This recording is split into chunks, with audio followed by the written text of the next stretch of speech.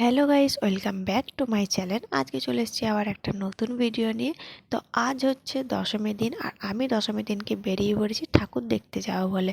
তো আমি কোথায় ঠাকুর দেখতে যাচ্ছি সেটা জানতে হলে ভিডিওটা কন্টিনিউ দেখতে থাকো।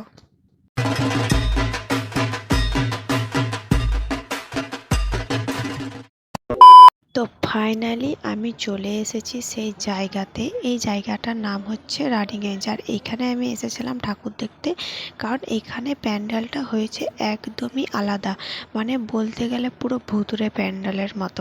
এইখানে দেখানো হয়েছে যে আগেকার দিনে মানুষরা কিভাবে বসবাস করতো সেটাই এখানে তুলে ধরা হয়েছে। তো এই ভুতুড়ে প্যান্ডেলের ভিডিওটা তোমরা কন্টিনিউ দেখতে থাকো।